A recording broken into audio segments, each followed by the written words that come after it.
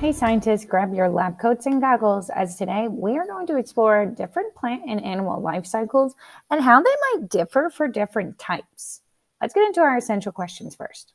Now, let's talk about our essential question. Remember, essential questions in science and in different lessons can help us think about what we already know about a topic, and it helps us connect to new ideas that we're going to learn today to help us produce a new thought about the topic. Our essential questions will be focused on our different science topics. So look for keywords. In those keywords, the minute you see them and recognize them, I want you to think, what do I already know about this topic? Once you have that in your mind, you want to look at the question again to see what we're trying to answer today or what are we trying to answer about that topic. It's important to remember that an essential question is like a goal as well. By the end of our science lesson, you should confidently be able to answer the essential question. Let's go over our essential question for today. Here are our essential questions for today. Listen first. What are the general stages of the life cycle of living things? Say that one with me. What are the general stages of the life cycle of living things? Let's look at number 2. Listen to me first. What investigation can we conduct to learn about the diverse life cycles of different plants and animals? Now, before we read this one together, let's talk about some different keywords here. Some different things are investigations can we conduct. That involves our explorations and what we will be doing in our classrooms to figure out more about these plants and animals and the stages of life they go in. We're also going to talk about the word diverse life cycles. We're going to be talking about different plants and animals that come from different regions and all over the world and how they are able to survive in their specific worlds. Now let's read the second one with me. We'll read it slow, but read it loud. What investigations can we conduct to learn about the diverse life cycles of different plants and animals? And the last one, listen to me first. What comparisons can we make among the diverse life cycles of different plants and animals? Say that one with me. What comparisons can we make among the diverse life cycles of different plants and animals? Yesterday, you guys started to explore with lima beans and or as type of bean and putting it in a bag and seeing what happens or what life cycle it goes through. You started with it in its beginning stages. Do you know what that beginning stage is called? Pause now and talk about it. That beginning stage is a seed.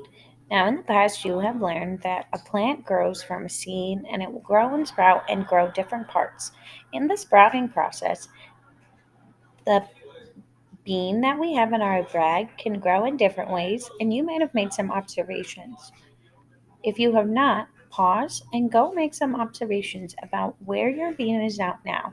Draw a picture and come back when you are ready to continue and share your observations with your class. Now that you've had time to look at your own beans, it's time to make some of your observations. If you wrote down or drew a picture of where your bean looks like it is in its life cycle now, that is awesome. But I also want you to write down the following.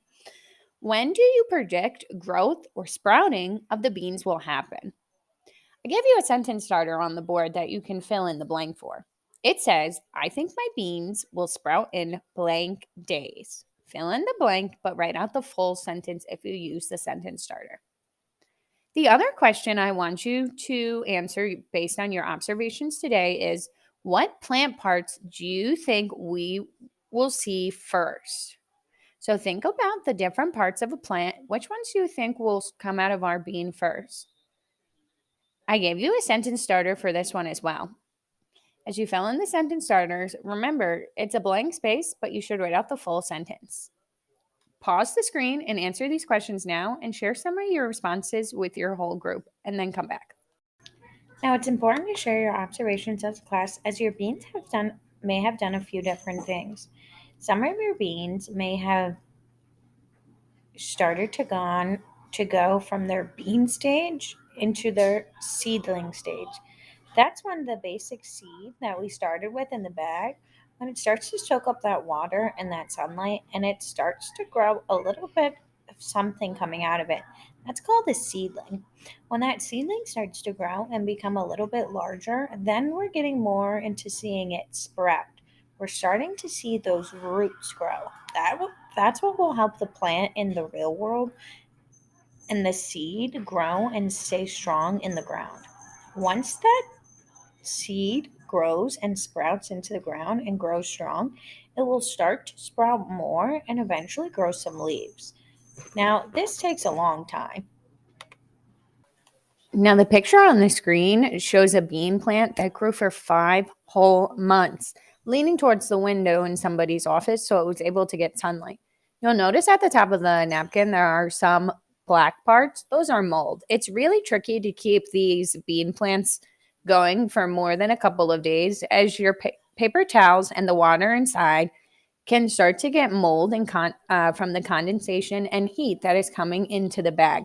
So keep them up for a little while longer and continue to make your observations to see how large your bean plants grow. But then when it's time to take them down, it's time to take them down and throw them away. Let's talk about our bean plants really quick as we make our observations. Now, not all plants go through the same stages of a life cycle as our bean plant did when it went through these stages. Our bean plant started out as just a pure little bean or a type of seed, and through that seed, we were able to grow different things. As it sprouted, it started to grow some roots, and then it was even able to develop maybe some leaves in it over its time in its growing stages. Animals also go through different stages in a life cycle that involve growing. Now, although both animal and plants go through life cycles and they develop through different stages, there is some differences about plants and animal life cycles that we are going to explore more of today in class with a hands-on experiment. Now, though plants and animals go through different kinds of life cycles, it's not easily divided into two categories, meaning different kinds of plants go through different kinds of life cycles, and different kind of animals even go through different kind of life cycles as their own. Some of the stages are called different things, and some of them may have to go through extra stages to fully develop. Think of a butterfly versus a dog. A butterfly has to go through chrysalis and grow into a cocoon before it grows into a full butterfly. Whereas a dog, once it's born, is a puppy and it will eventually grow into be a full grown dog. The same is true with plants. There are some plants that start off as a seed and they grow from different exposure to sunlight and water amounts. And there are some other plants that go through different stages of life cycles to reach their full development. As you explore today, pay attention to the differences between the plant and animal life stages, but also pay attention in the individual categories about how different plants go through different stages and how different animals may go through different stages as well.